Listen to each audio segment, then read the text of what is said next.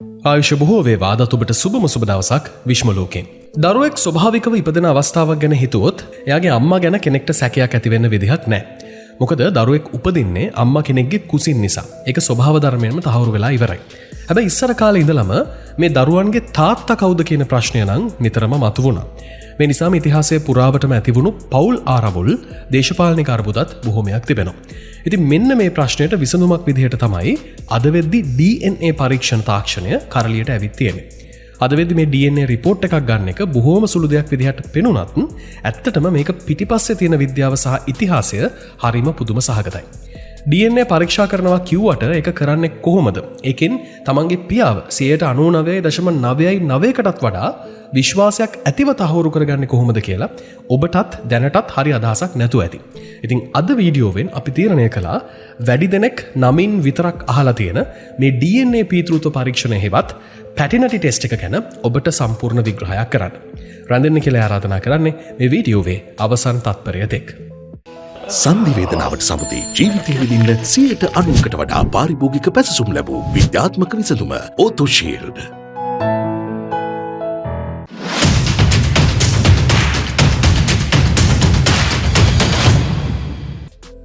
අංක 1. චාලි චැප්ලින්ට තමන්ගේ නොවන දරුවෙක්ට නඩත්තු ගෙවන්න සිද්ධ වුණු හැටි. DNA පරීක්ෂාවේ වැදගත්කම තේරුම් ගන්න හොඳම ක්‍රමය තමයි ඊට කලින් තිබුණු ක්‍රම ගැන හොයලා බලන එක. ඉපදෙන දරුවගේ මුහුණුවර, හිසකෙස්වල වර්ණය, හමේ පාට, ඇස්වල ස්වභාවය වගේ දේවල් බලලා තාත්තා තීරණය කිරීමට දීර්ඝ ඉතිහාසයක් තියෙනවා. හැබැයි 1984 වර්ෂයේ තරම් මෑතක් වනතුරුම එයට පිළිගත් ක්‍රමයක් කියලා තිබුණේ රුධිර පරීක්ෂාවක් කරන එක විතරයි. අපි කවුරුත් දන්න A, B, O රුධිර වර්ග යොදාගෙන යම් පුද්ගලයෙක් දරුවෙක්ගේ තාත්තා නෙවෙයි කියලා කියන්න ඒක භාවිත කළා. හැබැයි මේ ක්‍රමවේදයට ලොකු පිළිගැනීමක් නම් අවංකවම තිබුණේ නැහැ. 1940 ගණන්වලදී ජෝන් බැරි නම් නිලියක් තමන්ගේ දරුවගේ පියා ප්‍රසිද්ධ විකට නළු චාලි චැප්ලින් බවට නඩුවක් දානවා. එතනදී කරපු රුධිර පරීක්ෂණයේදී හෙළි වුණේ චාලි චැප්ලින්ගේ ලේ O පොසිටිව් සහ මවගේ ලේ A වර්ගයේ කියලා. හැබැයි දරුවගේ ලේ B වර්ගයේ. විද්‍යාත්මකව ගත්තොත් O වර්ගයේ තාත්තා කෙනෙකුට සහ A වර්ගයේ රුධිරය ඇති අම්මා කෙනෙකුට B වර්ගයේ දරුවෙක් හදන්න බැරි නිසා චාලි චැප්ලින් තාත්තා නෙවෙයි කියලයි මෙහිදී ඔප්පු වුණේ. හැබැයි ඒ කාලේ නීතියට අනුව විද්‍යාව කොහොම කිව්වත් ජූරි සභාවේ තීරණය ඊට වඩා උසස් නිසා එදා උසාවිය මේ චාලි චැප්ලින් දරුවගේ තාත්තා කියලා තීරණය කළේ. අන්තිමට තමන්ගේ නොවන දරුවෙක්ට වන්දි ගෙවන්න චාලි චැප්ලින්ට සිද්ධ වුණා. අංක 2. DNA පරීක්ෂාවට පදනම් වුණු පැරණි තාක්ෂණය සදර්න් බ්ලොටින්. අද වෙද්දී අතිශයින්ම සුලභ මේ DNA පරීක්ෂාවට පදනම් වූ තාක්ෂණයේ උපත ඇත්තටම සිද්ධ වෙන්නේ 1930 ගණන්වලදී. මේ ක්‍රමය හඳුන්වන්නේ සදර්න් බ්ලූටින් කියන නමින්. වීදුරු දෙකක් මැද සිරස් අතර තිබෙන සිහින් ජෙල් තට්ටුවක ඉහළ කෙළවරේ පුංචි සිදුරක් හදලා ඒකට මේ සාම්පල් එක පුරවලා මේ ජෙල් එකට බැටරියක අග්‍ර දෙක සම්බන්ධ කිරීමයි මේකෙදි මුලින්ම සිද්ධ වෙන්නේ. එතකොට විද්‍යුත් ක්ෂේත්‍රය නිසා සාම්පල් එකේ තියෙන ආරෝපිතාංශු මේ ජෙල් එක හරහා ගමන් කරලා විසිරීලා යන්න ගන්නවා. පස්සේ කඩදාසියක් මේ ජෙල් එක මතට තද කරලා ඒක අර විදිහට විසිරී ගිය ද්‍රව්‍ය වලින් පොඟව ගන්න හෙවත් බ්ලොට් කරගන්න පුළුවන්. ඊට පස්සේ Tamanට අවශ්‍ය ද්‍රව්‍යයට බද්ධ වෙන්න හැකියාවක් සහිත රසායනික සැකැස්මක් තියෙන විකිරණශීලී දියරයකින් මේ කඩදාසිය සෝදගත්තාම ඒ රසායනිකය අපිට අවශ්‍ය ද්‍රව්‍ය විසිරී ගිය ස්ථාන වටාම එකතු වෙලා එක්ස් කිරණ මුදා හරින්න ගන්නවා. මෙන්න මේ දියරය හඳුන්වනවා ප්‍රෝබ් එකක් කියන නමින්. ඊට පස්සේ ඒ තෙත් කඩදාසිය මත ඡායාරූප පටලයක් තියලා අර කිව්ව එක්ස් කිරණ වලින් මේකේ සටහනක් ලබා ගන්නට පුළුවන්. ටිකක් සංකීර්ණයි වගේ තමයි. එහෙම හිතුණට මේ ක්‍රියාවලිය තමයි දශක ගණනාවක් තිස්සේ රුධිරයේ ඇති අංශු, ප්‍රෝටීන, වෛරස් ආදී නිදර්ශනය කරන්න පාවිච්චි වුණේ. අංක 3. මේ ක්‍රමයෙන් DNA රටා සහ විවිධ රෝග හඳුනාගත් ක්‍රමවේදය. DNA කියන්නේ ඊටාම දිගු න්‍යෂ්ටික අම්ල දාමයක් කියන කාරණේ ඔබ අහලා ඇති. 1980 ගණන් වෙද්දිත් DNA සැකැස්ම මොන වගේද කියන එක වගේම විවිධ එන්සයිම මගින් DNA දාමය නිශ්චිත කොටස් වලට කඩා වෙන් කළ හැකි බවයි විද්‍යාඥයින් විසින් හඳුනාගෙන තිබුණේ. මේ වෙද්දී DNA තාක්ෂණය යොදා ගැනුනේ අපි කලින් කතා කරපු ක්‍රමයට පුද්ගලයෙකුගේ DNA වල පවතින සුවිශේෂී වූ ජානයක් හඳුනා ගන්නට විතරයි. උදාහරණයක් විදිහට ගත්තොත් කෙනෙක්ට නිල් ඇස් ලබා දෙන ජානය ගැන මුලින්ම හිතුවොත් ටිකක් ලොකු සාම්පල් එකක් අරගෙන ඒකේ සෛල කඩලා ඇතුළේ තිබෙන DNA පිටතට එන සලස්වන රසායනිකයක් මිශ්‍ර කරනවා. එහෙම කරලා ඒක තවදුරටත් නිශ්චිත කොටස් වලට කඩන එන්සයිමයක් යොදාගෙන DNA කොටස් මිශ්‍රණයක් තියෙන සාම්පල් එකක් හදා ගන්නවා.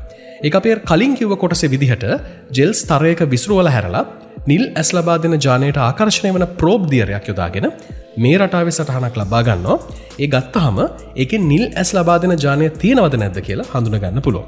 මේ විදිහටම විවිධ රෝගවලට අදාළ ජාන තියෙනවද කියලාත් පරීක්ෂා කරලා ඒකට කලින්ම ප්‍රතිකාර ගන්නත් පුළුවන්.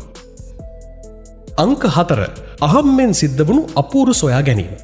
1984 වර්ෂයේදී එංගලන්ත ජාතික විද්‍යාඥයෙකු වූ ඇලෙක් ජෙෆ්රිස් පරම්පරාගත රෝගයකට අදාළ DNA සඳහා මේ විදිහට පරීක්ෂණ කරමින් ඉන්නවා. අදාළ ජානයට විතරක් ආකර්ෂණය වන ප්‍රෝබ් එකක් නිර්මාණය කරන්න ඔහු සෑහෙන වෙහෙසුණා.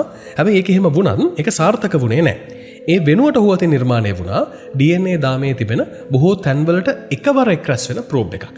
අපේ DNA දාමයේ තියෙන 99%ක්ම තැන් එක වගේ කියලා ඔබ අහලා ඇති. මේකට හේතුව තමයි ඒක එකම විදිහේ වැඩකට නැති ජාන විශාල ගණනක් නැවත නැවත රිපීට් වීම. කොටින්ම DNA හඳුනගෙන බොහෝ කාලයක් ගත වෙලා තිබ්බත් ඒකේ නිසි ප්‍රයෝජනයක් ගන්න කාටවත් බැරි වුණෙත් මෙන්න මේ වැඩකට නැති ආයෙ රිපීට් වෙන ජාන කොටස් නිසාමයි. හැබැයි ඇලෙක්ස් අතින් අහම්බේ නිර්මාණය වුණු ප්‍රෝබ් එක මේ තැන් සියල්ලටම බද්ධ වෙන එකක් නිසා ඒවා රිපීට් වෙන වාර ගණන අනුව වැඩිපුර එකතු වෙන්න පටන් ගත්තා. මේ වැඩකට නැති ජාන අපි හැමෝගෙම එක හා සමාන වුණත් ඒවා රිපීට් වන වාර ගණනේ වෙනසක් ඇති බව ඇලෙක් හඳුනාගත්තේ අන්න එතනදී. තනි ජානයක් සඳහා හොඳින් නිර්මාණය කරපු ප්‍රෝබ් එකකින් ලැබෙන පැහැදිලි රේඛාව වෙනුවට ඔහුට ලැබුණා ඉරි 100,000 ගණනක් ඇඳුණු බාකෝඩ් රීඩ් එකක් වගේ නැත්නම් බාකෝඩ් එකක් වගේ පින්තූරයක්. හැබැයි මේ ඉරි සටහන පුද්ගලයෙකුගෙන් පුද්ගලයෙකුට සුවිශේෂී වන බවත් ඔහුට දකින්න ලැබුණා. ඒ විතරක් නෙවෙයි සම්පූර්ණ සටහනම පරීක්ෂා කරනවා වෙනුවට නිශ්චිත තැන්වල දීර්ඝ ජාන විතරක් රිපීට් වෙන වාර ගණන ලිවීමෙන් පුද්ගලයන් දෙන්නෙක් පහසුවෙන් සංසන්දනය කරන්නත් ඔහු ක්‍රමයක් නිර්මාණය කරා.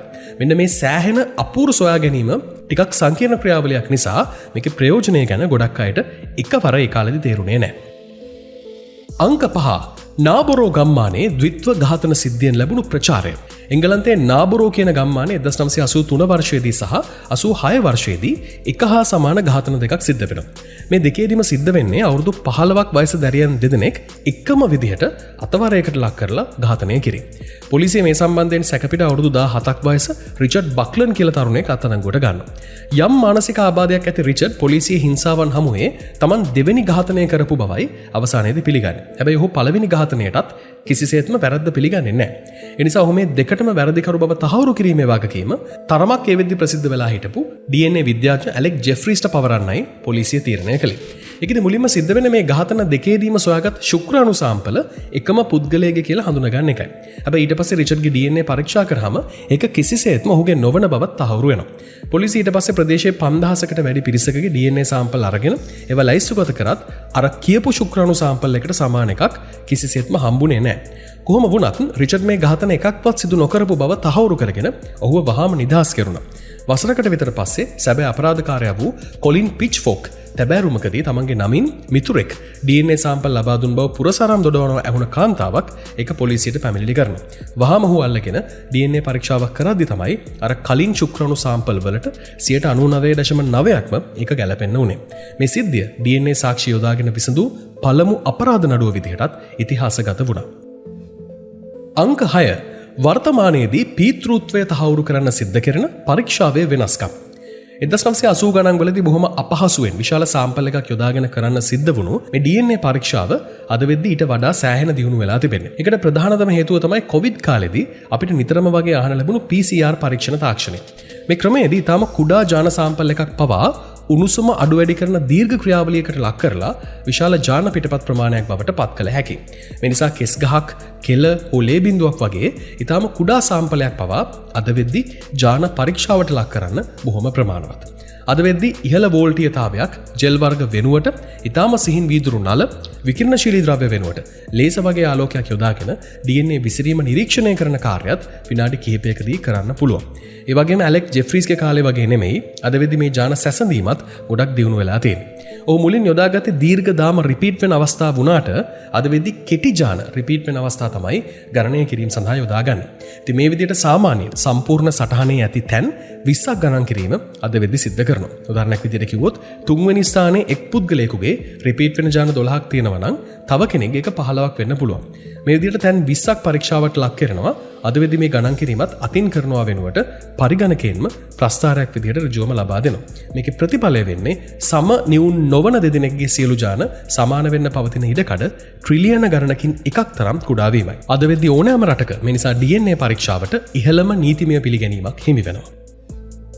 අංක 7 ලංකාවේදී මේක කරගන්න විදිහ සහ යන වියදම කොයි වගේද? ඔව් මේකත් හිතාම වැදගත් කාරණයක්. ශ්‍රී ලංකාවේදී පීතෘත්ව පරීක්ෂණයක් කරගන්නවා නම් ප්‍රධාන ක්‍රම දෙකක් තියෙනවා. එකක් තමයි පෞද්ගලිකව තමන්ගේ සැකය දුරු කරගන්න කරන පරීක්ෂණ.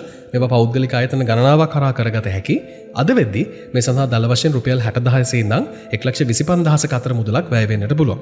ඒ වගේම රුපියල් 40000ක් වගේ මුදලකට කැමති නම් නිවසේදීම සාම්පල් එකක් ලබාගෙන ලැබ් එකකට යවලා වාර්තාවක් ගෙන්න ගන්න පුළුවන්. හැබැයි මේවා හරියටම රෙගුලාසි අනුව නොකරන නිසා ලොකු නීතිමය පිළිගැනීමක් නැහැ. අනෙක් ක්‍රමය තමයි අධිකරණ නියෝගයක් මත කරන පරීක්ෂණ. නඩත්තු නඩුවකදී හෝ දික්කසාද නඩුවකදී උසාවියෙන් නියෝග කරනවා රජයේ රස පරීක්ෂක වෙත හෝ පිළිගත් ආයතනයක් වෙත ගිහින් මේ පරීක්ෂණය කරගෙන එන්න කියලා. එතනදී සාම්පල් ගන්න නිලධාරියෙක් ඉදිරියේ බොහොම තද නීති යටතේ නිසා වංචාවක් සිද්ධ වෙන්න තියෙන ඉඩකඩ නම් ඉතාම අඩුයි. ඒ නිසා නීතිමය ප්‍රශ්නයක් නම් අනිවාර්යෙන්ම පිළිගත් ආයතනයක් හරහාම යන එක තමයි නුවණට හුරු වෙන්නේ. ඉතින් ඉතිහාසය පුරාවටම තාත්තා කවුද කියලා තහවුරු කරගන්න බැරි වුණු ගැටලුවලදී අද වෙද්දී කාටත් පිළිගන්න පුළුවන් ඉතාම නිවැරදි DNA පරීක්ෂණ ක්‍රමවේදය ගැන දැන් ඔබට හොඳ අවබෝධයක් ලැබෙන්නේ නැති කියලා අපි විශ්වාස කරනවා. ඔබත් දන්න දේවල් තියෙනවා නම් පල්ලෙහා කමෙන්ට් සෙක්ෂන් එකේ සඳහන් කරන්න. අපි මේ වගේම වීඩියෝකින් ඉක්මනින්ම ආයෙත් හම්බෙමු.